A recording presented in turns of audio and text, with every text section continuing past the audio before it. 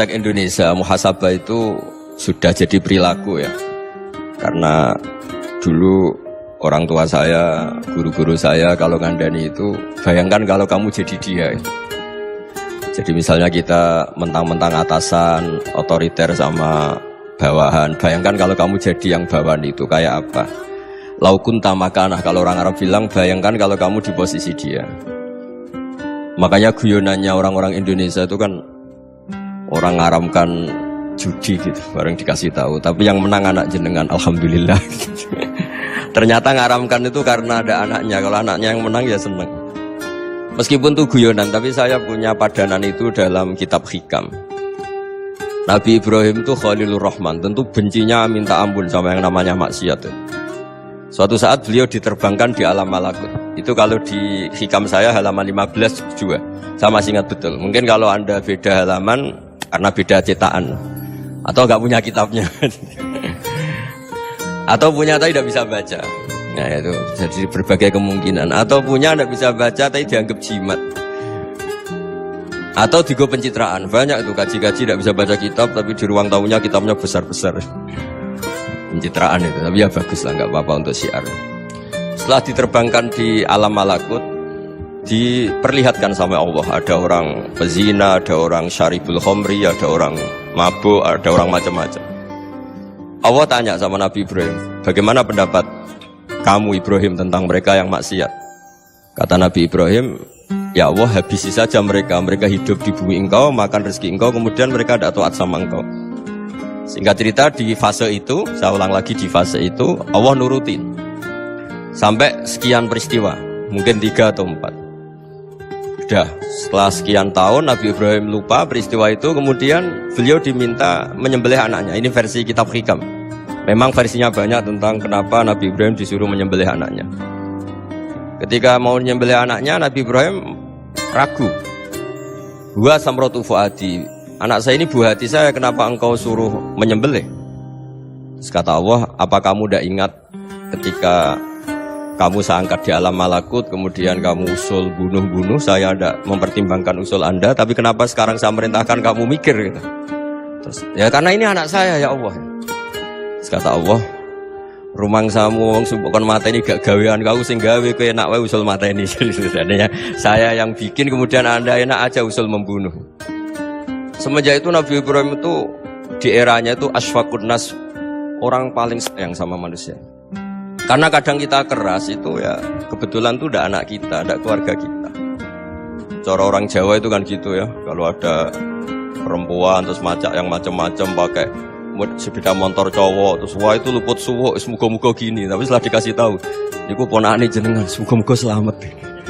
Jadi jangan-jangan kemarin Ahlil ma'asi itu kebetulan itu tidak keluarga kita. Kalau keluarga kita yang pernah salah pada kita, semangat kita mintakan maaf.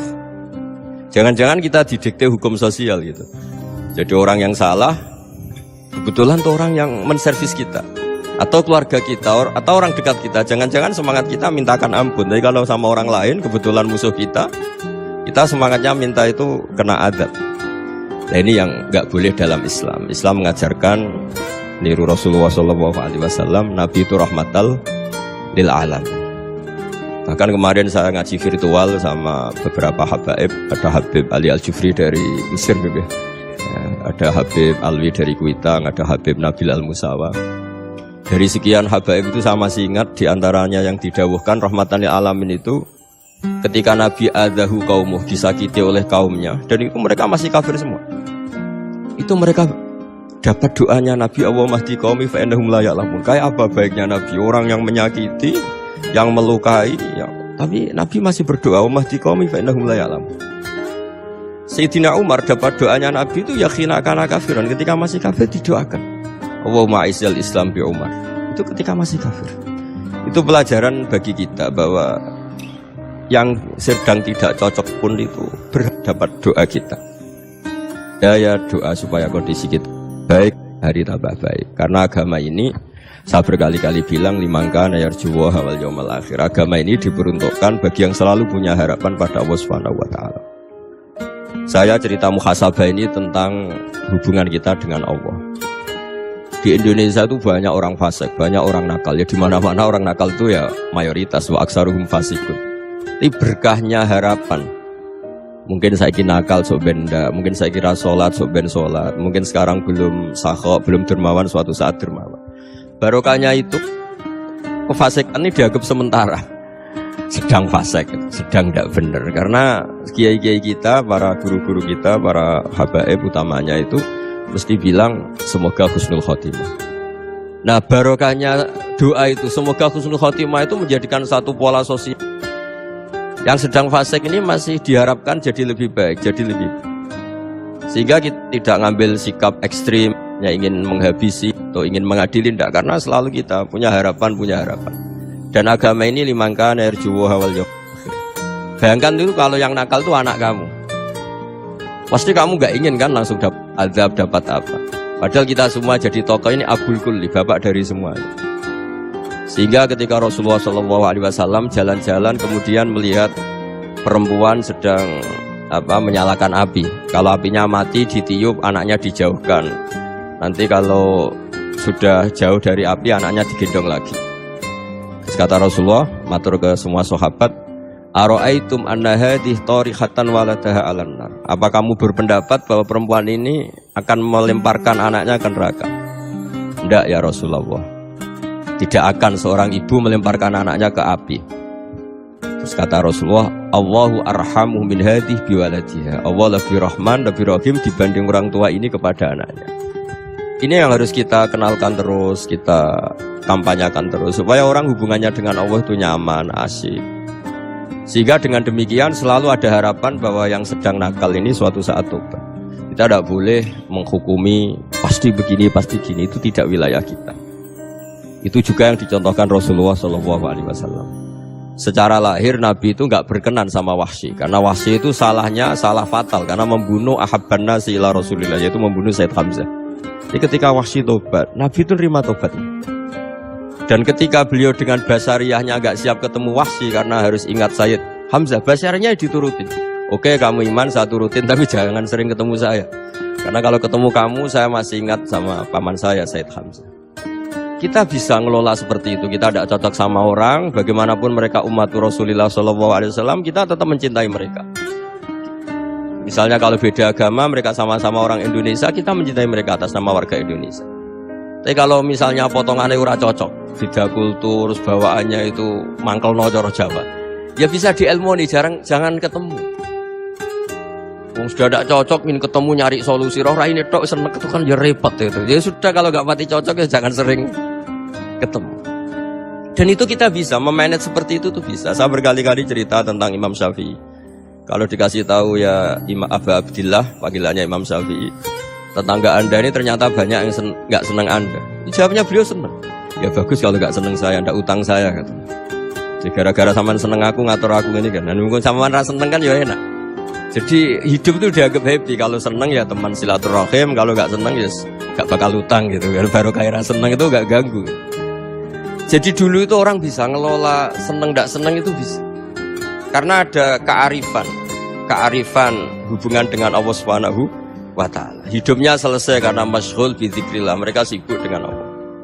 Makanya kata ulama-ulama tasawuf, kamu jangan melihat manusia perilakunya, tapi kamu juga harus ingat yang gerakkan semua itu Allah Subhanahu wa Ta'ala. Dengan demikian kita faroh, kita senang. Makanya Nabi kalau ngutus Anas bin Malik kemudian nggak kesampaian yang diinginkan karena Anas main, ketika garwa-garwani Nabi agak tersinggung, Nabi andaikan Allah menghendaki yang saya inginkan kesampaian, pasti itu kesampaian. Jadi dianggap kegagalan Anas nggak manggil yang dituju Nabi itu ya kersane Allah, ya enteng saja. Sayyidina Ali lebih parah lagi yang dialamin. Itu dalam-dalam beliau kalau dipanggil tuh nggak cepet-cepet ke sana. Ketika ditanya, kenapa kamu tak panggil gak cepat ke saya? Amin tuh ukubatak. Karena aku tahu kau orang baik. Orang baik itu pemaaf. Jadi makanya orang-orang soleh dulu itu bodoni itu. Makanya sekarang kalau ada orang bodoni itu mesti beda orang soleh. Kalau orang-orang soleh itu kakean husnudzon lagi sering dibodonin. Abdul bin Umar itu masyhur itu. Kalau ada budaknya sering sholat, sergap sholat itu dimerdekakan. Akhirnya nggak sholat pun pura-pura sholat. Akhirnya juga dimerdekakan. Ketika ditanya, kenapa engkau merdekakan? Padahal mereka sholatnya menipu engkau, kata pembisik-pembisik itu. Man khoda'ana lillah in khoda'na lah. Dia nipu atas nama Allah, berarti saat tertipu juga atas nama Allah, nggak masalah dong, semuanya demi Allah Subhanahu wa ta'ala. Jadi ketika kita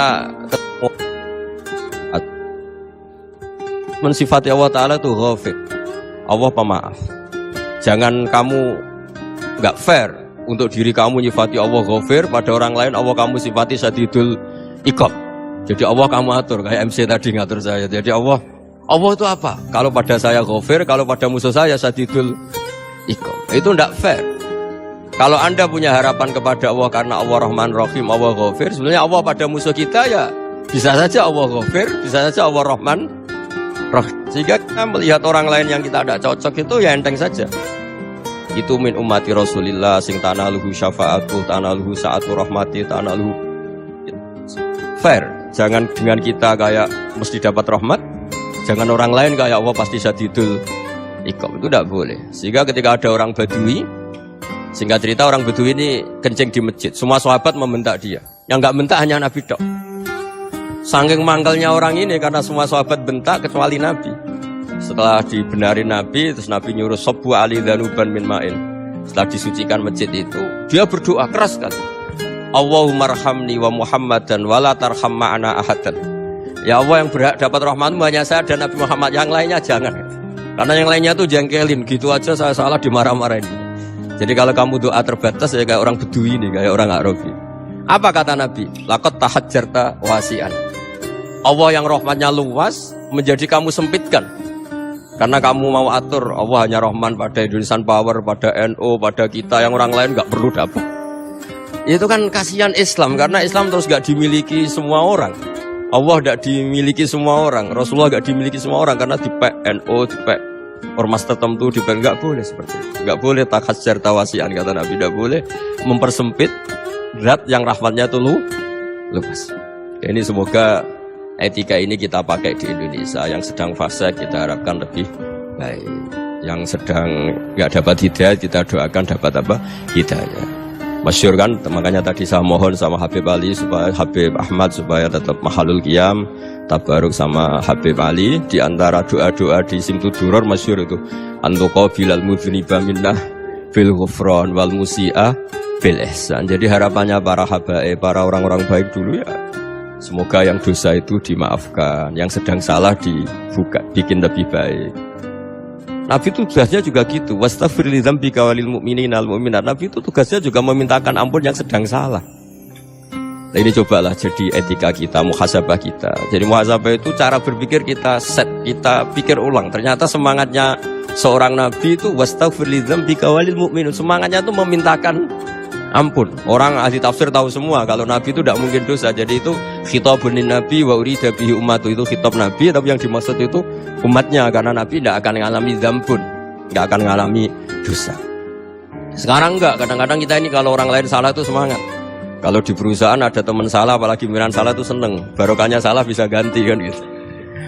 Jadi kalau mungkin di dunia tokoh juga gitu, barokahnya ada tokoh salah, kita yang jadi populer sendiri. Tidak boleh seperti itu. Kita harus salimus sodri di jami'il muslimin. Jadi ini harus dilatih. Saya tadi matur sama Habib Ahmad, latihan kita jadi hidup. Nabi itu kalau resep jadi wali itu kata Nabi gampang.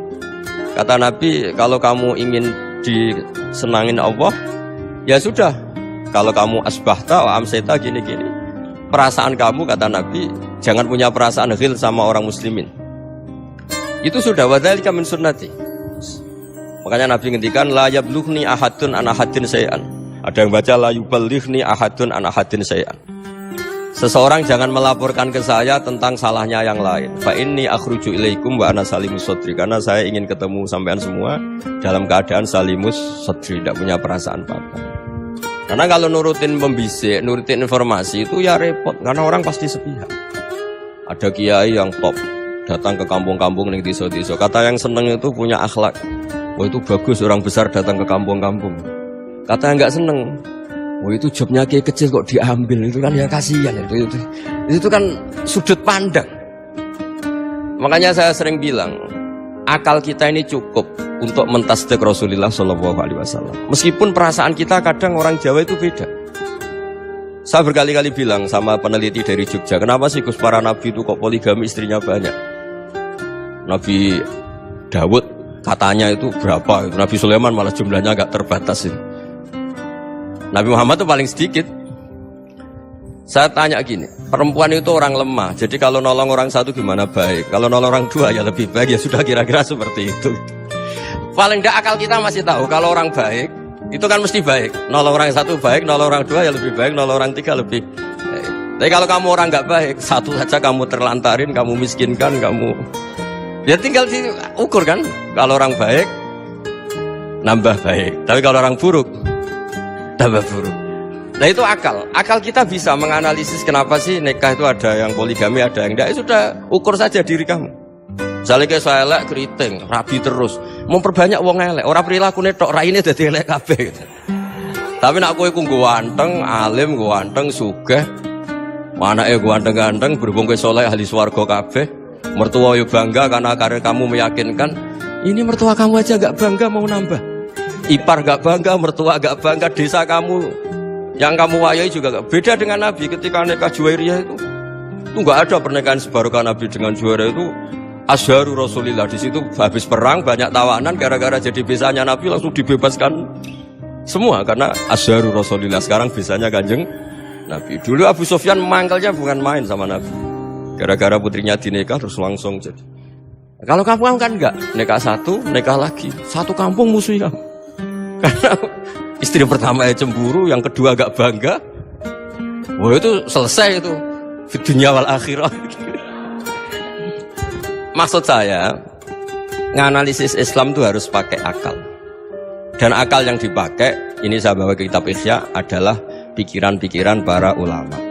Makanya ketika Imam Ghazali ketika ditanya, fakaifa bi muslimin fasikin asawwaha fi jami'i amri. Kalau kalian ketemu orang fasik, orang Islam tapi fasik, perilakunya nggak ada yang benar. Kata Imam Ghazali jawabnya lucu, aneh. Ma min muslimin illa wa islamuhu ta'ah. Tidak ada orang Islam kecuali dia mau Islam, membenarkan Allah dan Rasul itu sudah taatnya dia. Kok kamu tidak bisa melihat taatnya dia? Dia pikirannya kan ini pemabuk, ini tukang apa. Tapi kata Imam Ghazali, sebenarnya kamu masih bisa berpikir positif. Ma min muslimin illa wa islamuhu ta'ah.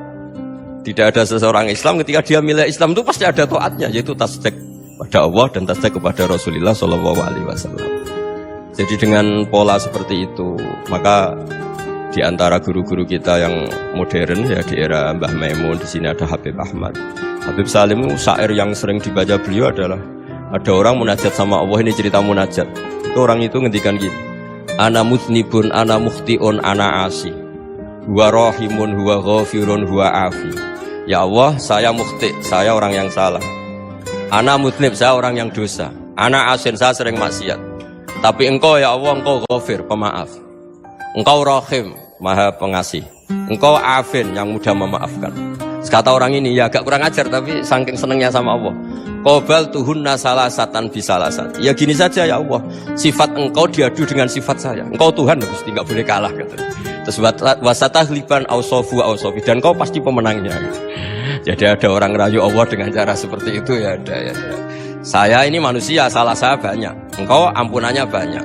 Engkau Tuhan, Gusti, nggak boleh ampunan Anda, ampunan engkau kalah dengan salah saya. Nggak boleh Tuhan kok kalah. Jadi untuk supaya orang punya harapan gitu. Banyak juga wali-wali yang jadab ketika datang ke makam Rasulullah SAW. Itu kalau dongo ya agak kacau sebenarnya, cara syariat agak kacau. Ya Allah, engkau punya dua pilihan. Jika engkau menjadikan saya soleh, surah habibuk, yang senang kekasihmu, yaitu Rasulullah SAW. Tapi jika engkau menjadikan saya fasik, surah adubuk, yang senang itu setan. Monggo jenengan mau menyenangkan kekasih jenengan, mau menyenangkan musuh jenengan, monggo. Jenengan bebas kok memilih. Dan mestinya Allah ya senang menyenangkan kekasihnya. Jadi ya, intinya Allah dipaksa untuk menjadikan dia orang soleh gitu. Jadi kayak kemarin itu bagus ya. Kuliah kesini itu sama Habib Ahmad. Saya pertama nggak mau, lama-lama Habib Ahmad. Ini gimana Gus? Orang taunya saya dekat jenengan, kalau nggak kasih saya malu. Waduh, ini kayak doanya wali yang tadi. Nggak punya pilihan, nggak ada pilihan. Jadi saya mohon muhasabah itu dimulai cara berpikir. Makanya di sini sebetulnya teks ini supaya dapat barokahnya Ihya. Ini kitab yang disenangi para habaib, para ulama. Sebetulnya teks di muhasabah itu redaksinya gini ya, yang lengkap. Hasibu anfusakum qabla an tuhasabu wazinuha qabla an tuzanu wa tahayya'u lil ardil akbar. Jadi ada kata wazinu, jadi ukur. Perilaku Anda ini diukur, ditakar. Misalnya kita sebagai suami kan ya punya hal-hal yang kita tidak ideal. Cara wong Jawa mesti pesek. Cara rezeki ya pas-pasan. Dan kita juga kalau makanya nggak boleh tanya istri begini, apa saat cinta pertama Anda? Pasti Anda kecewa. Orang jadi istri hanya korban terakhir itu. Sudah. Karena orang kalau ngelamar kemana-mana gak jadi, yang jadi istri itu pasti korban terakhir itu. Jarang istri pilihan pertama, jarang. Ayo semua yang nikah.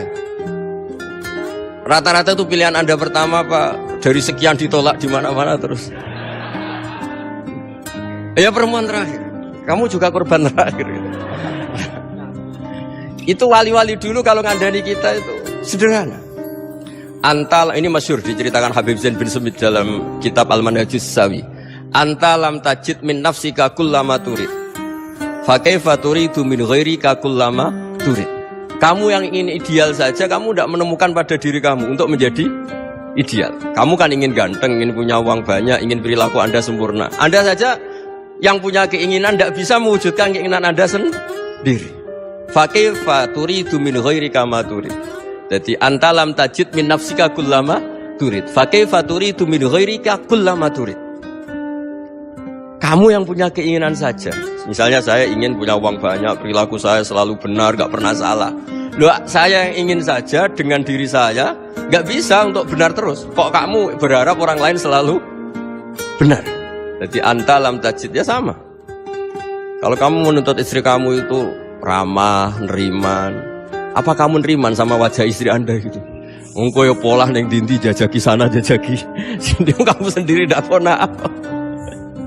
Jadi itu nasihat yang luar biasa. Antalam tajid min nafsika kullama turid, fa kaifa turidu min ghairika kullama turid. Kamu mau menghormati semua orang? Enggak mau kan? Kemudian Anda berharap semua orang menghormati. Kamu tidak ingin kan orang lain semua menghujat kamu. Sementara kamu enak aja menghujat orang. Makanya Rasulullah SAW luar biasa ketika bikin kaidah sosial. Apa la yu'minu ahadukum hatta yuhibba li akhihi ma yuhibbu li nafsihi. Jadi kalau ukuran iman itu sederhana. Kalau sesuatu itu baik, nyaman bagi Anda ya.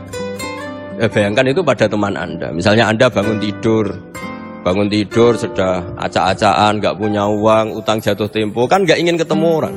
Ya kamu jangan bertamu ke jenis ini karena dengan kamu yang alami juga gak siap ketemu orang. Makanya ada Habib Alim itu dilapuri sama seseorang. Beb, dulu teman saya itu ketika saya kaya itu sering main ke saya. Setelah saya miskin, mereka tidak main ke saya. Kata Habib itu bagus, sunnah begitu itu bagus. Coba kalau kamu dulu kaya, teman kamu main kan kamu gaya. Di rumah ada makanan, bisa hormat kamu. Setelah kamu miskin jadi buruh manol di pasar atau buruh bikin boto, teman kamu datang, malu enggak kamu? Mendingan gak datang gitu. Akhirnya baru, oh ya alhamdulillah kalau gitu. Loh iya kan dulu teman kita datang, kita ada Alphard, istri cantik, rumah bagus. Lah kita miskin, buruhnya orang pas dibentak-bentak, teman kamu udah datang. Milih datang kamu enggak kalau setelah kamu jatuh? Enggak kan? Jadi barokahnya ilmu itu terus. Ya, tapi kadang-kadang orang, wah setelah saya miskin teman-teman enggak kasih ke sini. Ya kalau kamu sudah jatuh, teman-teman kamu ke situ jadi tontonan. Ya mulai sekarang cara berpikir itu dirubah. Dulu yang namanya kiai itu kalau diundang orang itu ya agak-agak senang. Semenjak saya itu agak rubah. Ngundang kiai, ngatur kiai itu tak haram-haramkan ya ada lumayan lah sekarang itu sudah mulai agak beretika. Dulu itu ngundang tuh tanggalnya ditentukan, jamnya ditentukan. Enggak mikir apa kiai saat itu nganggur, enggak.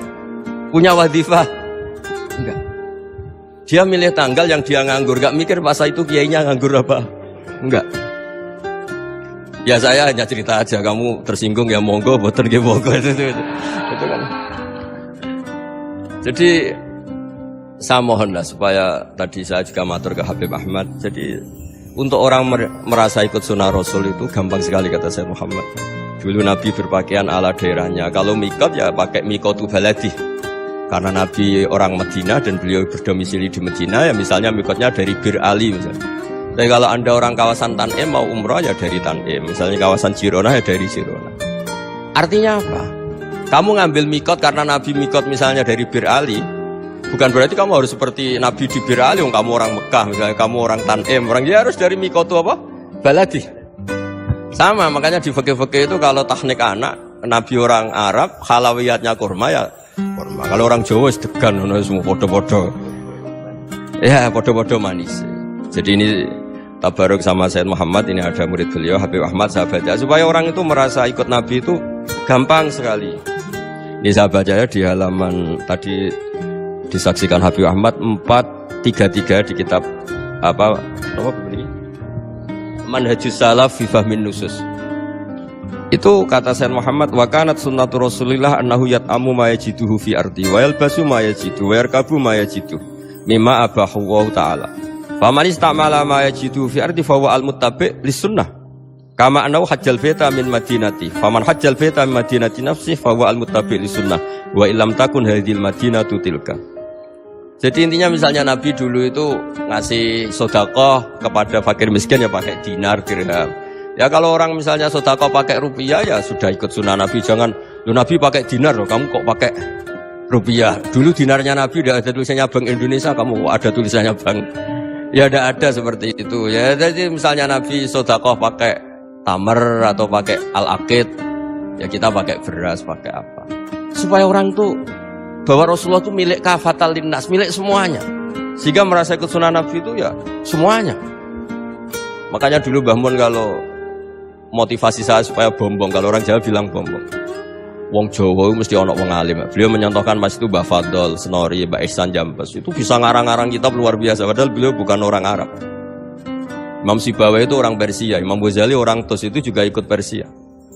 Kata Imam Mun, wong sing ora Arab lah mesti untuk jatah alim kata beliau. Karena Nabi itu diutus kafatal linnas. Nanti kalau orang yang alim itu Arab tok, berarti tidak ada perwakilan dari Afrika, dari Asia Tenggara, dari mana-mana. Makanya karena Nabi statusnya itu kafatal linnas. Jadi kita harus bangga sebagai Muslim, sebagai orang Indonesia karena misalnya Wali Kutub dulu terkenalnya hanya ada di Yaman, di mana.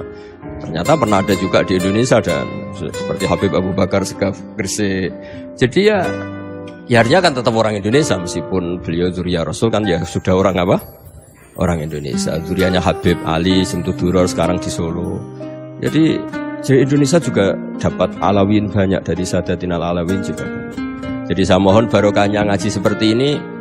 Melihat orang lain tuh gampang, bayangkan tuh kalau anak kamu. Makanya Nabi, nanti kalau nggak percaya lihat di Hikam nomor 15 di kitab saya. Di situ dijelaskan oleh Hikam, jangan-jangan semangat Anda pada orang yang maksiat, pada orang yang keliru supaya dihukum itu karena kebetulan itu udah anak Anda, itu udah keluarga Anda. Coba kalau itu keluarga. Makanya kalau saya guyonan di Jogja itu ada pembantu mecahkan piring terus dimarahi majikannya. Saya mesti guyon gitu. Pasti itu pembantunya tidak cantik. Kok bisa Gus? Andai kan cantik dan kamu senang mecahno piring satu, piring 1000 ora iso ngamuk. Ternyata ngamuknya itu karena mecahkan piring apa karena plus tidak cantik? Coba jawab para lelaki ini. Kamu marah sama orang maksiat itu karena maksiat karena plus itu udah anak Anda. Bayangkan kalau itu anak. Itu hebatnya Rasulullah SAW. Karena kita yang salah pun kadung umatnya, Nabi tetap ngasih fasilitas syafaati li ahlil kabair min ummati. Kayak apa baiknya Nabi? Udah ikut maksiat tapi ikut fasilitasi ngasih syafaat. Loh kalau li ahlil ibadah kan wajar. Nabi ketika ini syafaati li ahlil kabair min ummati. Ya karena tadi logika yang dibangun Rasulullah itu logika yang luar biasa. Kita semangat orang lain kena hukuman itu karena kita tidak punya ra'fah, tidak punya rahmah. Coba kalau Rasulullah yang bil mu'minina ra'ufur rahim, semangatnya itu mendoakan supaya tobat, mendoakan diampuni. Dan itu juga yang diperintahkan oleh Allah Subhanahu wa taala, wastaghfir li dzambika walil mu'minina wal mu'minat. Ya semoga barokahnya ngaji ini, barokahnya Habib Ahmad, barokahnya Maulid Simtuduror, barokahnya semua kitab Madaih, Tibak Berjanji semuanya, barokahnya Ikhya, barokahnya Said Muhammad, barokahnya guru kita semua, Mbah Maimun, bapak saya. Kita ini ngikuti manhaj, ya, ngikuti apa? Manhaj. Saya sering didhawuhi Mbah Mun, kenapa ihdinas siratal mustaqim bukan siratoka? bukan jalan engkau ya Allah. Karena Allah itu nggak bisa kamu tiru. Allah itu tidak tidur, tidak makan, tidak kesel, tidak capek. Yang bisa ditiru itu siratal ladzina an'amta alaihim. Yang bisa ditiru manusia ya niru manusia. Karena Allah itu tidak bisa ditiru. Makanya ihdinas siratal mustaqim siratal ladzina. Dan niru siapa? Niru guru-guru kita. Termasuk niru cara pandang. Jadi misalnya ada orang awam di rumah itu hanya delok reng, delok tikus liwat, itu kan kayak nganggur. Ora tahajud malah mendelok reng. Melihatnya jangan gitu. Gua tarokal ma'asiyah. Dia di rumahnya ndak dugem, ndak kemana-mana. Dia berarti malam itu tarkul ma'asi. Tidak nyopet, tidak garong, tidak ke tempat maksiat. Susahnya apa sih husnudzon? Jadi jangan lihat gua tarkut tahajud, gua tarokat tahajud, wa taroka qiyamul lail. Oke ya, namanya orang begitu ya tidak tahajud, tidak qiyamul lail. Tapi susahnya apa sih kamu bilang gua tarokal ma'asiyah? Dia juga meninggalkan maksiat, dan tarkul maksiat itu ibadah. Supaya orang tuh gampang lah husnudzon sama orang muslim. Ini orang mukmin, orang yang luar biasa. Di mata Allah itu orang yang luar biasa. Kayak tadi Imam Ghazali, kalau saya ketemu orang muslim kemudian dia tidak pernah baik, gimana? Kata Imam Ghazali, ma min muslimin illa wa islamuhu ta'ah. Tidak ada orang Islam ketika dia mentasdihkan Allah dan Rasulullah, berarti dia juga punya taat. Ya ini latihan saja, sing iso nglakoni Habib Ahmad kula namung cerita mawon. Kula cerita secara akademik, saya punya kitab, saya baca, dan alhamdulillah kita paham barokahnya para guru, dan supaya terbiasa lah. Sebaik-baiknya ibadah husnudzon billah wa husnudzon bil mu'min. Soal tidak cocok ya diilmoni tadi ya, namanya nggak cocok ya jangan sering ketemu. Seperti Rasulullah SAW, beliau karena sangat mencintai Sayyid Hamzah, ketemu orang yang pernah begitu sama Sayyid Hamzah ya beliau secara basyariah tidak siap. Tapi beliau secara cara bahasa sekarang, secara profesional, kalau beliau seorang nabi dan harus menerima tobatnya siapapun ya diterima. Saya meskipun dengan A, B gak cocok karena dia begini-begini sama saya, tapi saya ingat dia sholat, dia baca sholawat, dia mencintai Rasulullah. Ya kita hormat. Ya, soal gak cocok ya di manage tadi ya. Zuriban tasdid huban. Kalau gak pati cocok ya jangan sering ketemu, bawaannya enak nanti. Ya semuanya itu diilmoni lah. Makanya ngendikane Ma'ruf Al-Qurhi ada yang baca Al-Kharki, mangqala fil yaumi salasa marrat aw marham umat Muhammad kutiba minal abdal. Karena semangat mencintai siapapun satu hari sering baca marham umat Muhammad, wa ma asli umat Muhammad, wa ma tajawaz an umati Muhammad. Itu mesti kutiba minal abdal. Dia pasti termasuk wali abdal. Maksudnya semangat mencintai. Ya dilatih lah. Misalnya Indonesia Power atau PLN, andai kan tidak ada PLN tuh kayak apa? Orang nggak bisa ngaji, nggak bisa aktivitas, ya barokahnya ada PLN, barokahnya jasanya. Kita sadar, tidak semua kebaikan kita ini memenuhi keinginan orang banyak. Orang banyak ingin listrik, ingin saluran apa, dan itu kadang yang mewujudkan orang lain atau kelompok lain. Ya karena itu manfaat ke orang lain ya kita doakan. Karena khairun nas anfa'uhum linnas. Sehingga kita terbiasalah ngakui orang lain. Seperti semangatnya Rasulullah SAW, semuanya itu didoakan, semuanya diinginkan kebaikannya. Bahkan Nabi gak putus asa sampai di akhirat. Ketika Nabi lain sudah putus asa karena sudah akhirat, sampai dimintai syafaat semuanya bilang nafsi, nafsi. Karena merasa semuanya gak punya nyali di depan Allah. Karena ini sudah akhirat, sudah finish. Tapi apa Rasulullah? Analah. Ya udah, saya sanggup mensyafaati kalian. Terus kata Nabi, fa'atiyal arsya. Saya mendatangi aras, fa'akhiru lahu sajidan, saya sujud. Wa ahmaduhu bimahamida allamaniha rabbi. Kemudian saya tetap muji Allah dengan pujian yang terus menerus. Padahal sudah di akhirat, sudah finish. Nabi dimintai syafaat masih sanggup. Karena Nabi tahu, akhirat tidak bisa mendikte Allah. Tidak bisa Allah terus bilang, ya Allah ini akhirat, engkau sudah tidak boleh mensyafaat. Tidak bisa. Allah tidak bisa diganggu akhirat. Allah tidak boleh dibatalkan rahmannya oleh akhirat. Allah tetap rahman rahim abadal abad. Dan Nabi tahu itu. Makanya kata para ulama, fa Muhammadun ahmadu min ghairihi. Jadi Nabi Muhammad namanya dua yang terkenal. Sebenarnya banyak yang terkenal dua, Muhammad sama. Ketika Nabi punya nyali memuji Allah di akhirat atau sudah di akhirat, itu fa Muhammadun ahmadu min ghairihi. Ketika Nabi lain sudah tidak punya nyali muji Allah karena sudah akhirat, Nabi Muhammad tetap berani muji Allah di saat seperti itu. Makanya ahmadu di situ kata ulama itu af'al tafdil, fa Muhammadun ahmadu min ghairihi. Kanjeng Nabi lebih memuji Allah di saat yang Nabi lain sudah tidak punya nyali untuk muji Allah di saat itu. Makanya kata Nabi, fa'akhiru lahu sajidan wa ahmadhu bimahamida allamaniha rabbi. Akhirnya setelah lama gitu terus Allah ngendikan ya Muhammad irfa' ra'sak wasal tu'tah wasfa' tusyaffa. Sudah Muhammad, angkat kepala kamu minta apa saya turutin, dan kalau kamu ingin mensyafaati umatmu saya beri hak apa? Syafaat. Nah, semoga semangat itu juga menjadikan kita munajat bahwa rahmat Allah tidak terbatas, harapan juga tidak terbatas. Mungkin yang sedang nakal ya kita katakan sedang, jangan terus kamu pastikan wah ini mesti suul khotimah, mesti tidak orang baik. Tidak, agama ini liman kana yarju wal yaumal akhir, selalu bagi yang punya harapan. Ya, mugi-mugi dapat barokah semua. Matur dengan kata wassalamualaikum warahmatullahi wabarakatuh.